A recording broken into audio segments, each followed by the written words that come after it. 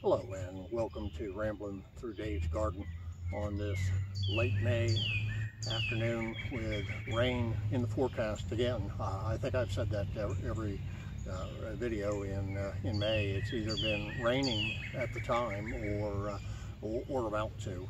And tomorrow, this evening and tomorrow, they're calling for substantial rain again.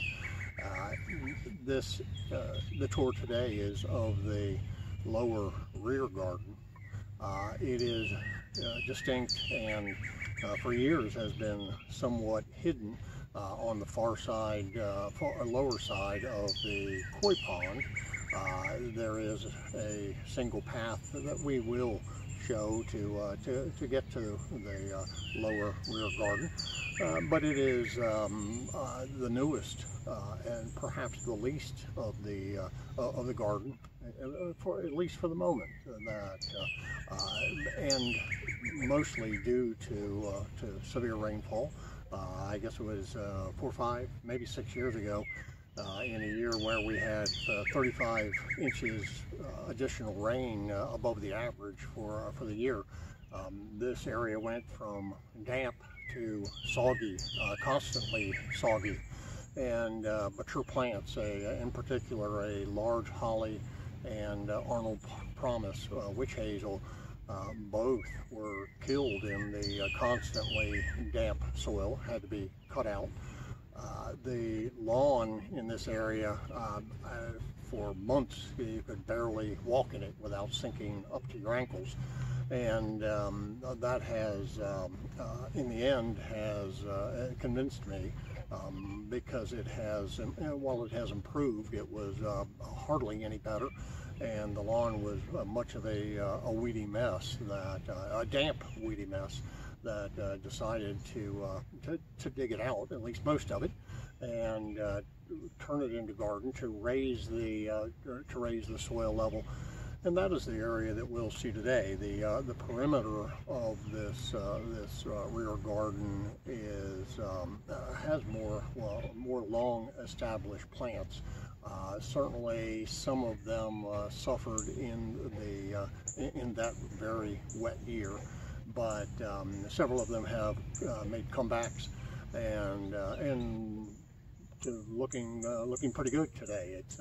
But the far side from where I'm looking at the moment is still very much a work in progress.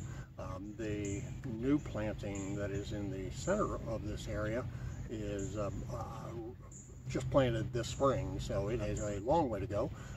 Thus, we will not get too much of the overall view of this part of the garden, because it's kind of very much on the small side.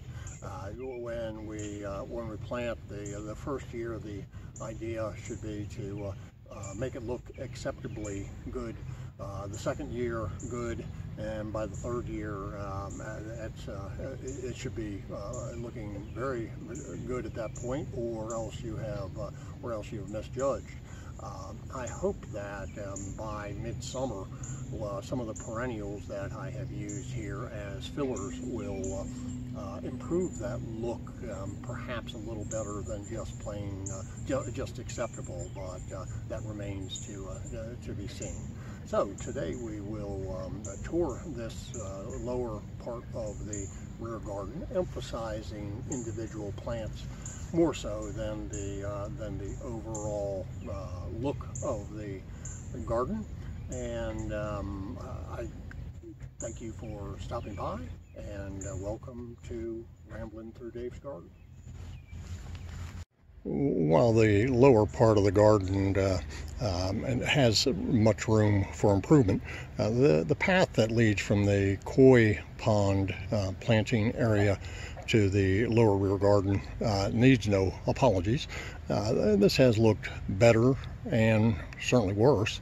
Better at a time when a large Franklinia tree hung over this pathway, but the Franklinia also perished in due to damp soil, though in several years prior to the year of our huge increase in rainfall. At the far end of the path, we see a weeping European hornbeam.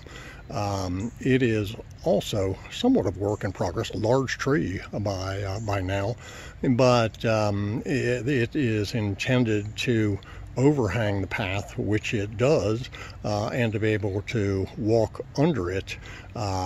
Currently, the canopy is a little too low, that at 6 foot 1 inches I have to bend over considerably while my wife walks under it freely.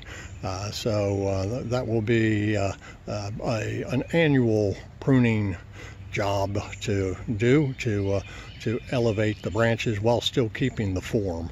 One of the features of this pathway are the Bartzella peonies that are now flowering, and fortunately and mysteriously, I suppose, did not suffer in the rains that we've had this week. A red peony further up in the garden has flowers that are touching the mud now. This one, I guess the flowers have, or at least the stems have enough substance to them that they were able to hang on even with the weight of wet blooms. Behind that, we also see terrestrial orchids that the first that were planted in the garden, and quite a feature for any garden from my perspective, that a little on the expensive side to get started, and I think myself and many other gardeners perhaps hesitant to get started on the orchids, but once a few are planted and begin to multiply, the value shows through very quickly. So I have been able to dig and transplant these to other parts of the garden, but also to dig and pot up and pass on to our sons. The yellow flag irises you see are at the low end of the koi pond. There is a stone retaining wall that raises the pond level on this side and thus lowers this pathway. The spruce that you are seeing is an Acrocona spruce, known for the pink turning red cones that are at branch tips. In theory, it will someday reach 15 feet or taller. Currently, it has one branch that goes up. If I was standing at ground level on top of the wall, it is probably up to 5 feet now, over 10 years, 15 years that this has been in the ground. It's got to be 20, 25 feet across now, and it does fall over the wall and touch the ground 2.5 feet down to the ground. So it is doing a great job of hiding the stone wall, but not growing upwards, which is actually precisely what I would prefer. As we move down the path, evidence in the stone path is there of the rain that we have been getting. This is the overflow for the koi pond. Any pond must have an overflow when there's excessive rain, and certainly we have had excessive rain. So here we have irises that there are Japanese and other irises in this area. A few hostas, ferns. The other weeping tree that we're looking at straight ahead now is a weeping bald cypress. that will also need to be tamed somewhat, and probably quite soon. Of course, bald cypress wants to be a 100-foot tall tree. The weeping one does not get tall. It's been grafted to be 6 feet tall or so with arching branches, but I suppose that it may want to be 100 feet wide someday. So it's and perhaps shorter than less than that. But in any case, it will soon obstruct the path that we're ahead of us. So it will demand some pruning. 2 red-leafed, dark-leafed crepe myrtles were added a year ago. I was uncertain whether they would tolerate the moisture, but it appears that they will. More mass was needed in this area where the holly and witch hazel died. So that is the purpose for the 2 dark-leafed crepe myrtles that are now in their 2nd year. So we see the granite stepping stones that go through the remnants of the lawn. It's a bit shaggy now with rain. I have not gotten out the lawnmower to I did purchase a small electric mower, to battery-powered mower to mow this area, but with the rain, haven't gotten it out. You can see the bed in the center is newly constructed, and a raised bed with a stone perimeter. Within the stones are planted sedums, loesia, and some other succulents, and then several Japanese maples, a Japanese umbrella pine on the raised bed area. And we'll pan around and to the bench that I started the tour on today. One of the features of this garden, and one of my favorites, are several immense paper bushes. That is Edgeworthia chrysantha. Not much to look at this time of year, although the foliage is pleasant enough.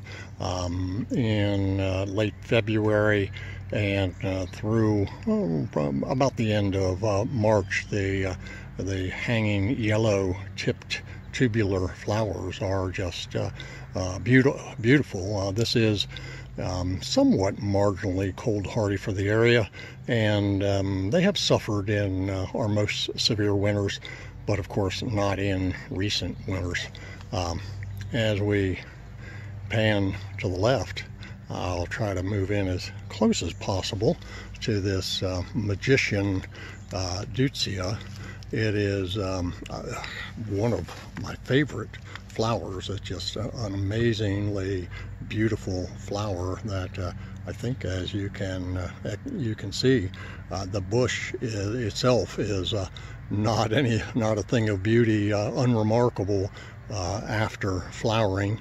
But in this area, it serves its purpose beautifully, and for several weeks, perhaps a month, it is a highlight of the garden.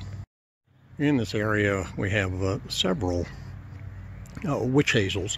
This witch hazel being the vernal witch hazel that flowers at the first of the year, usually about the 2nd week of January, and thus we keep flowers between the various witch hazels and hellebores and other plants, flowers every day through the year.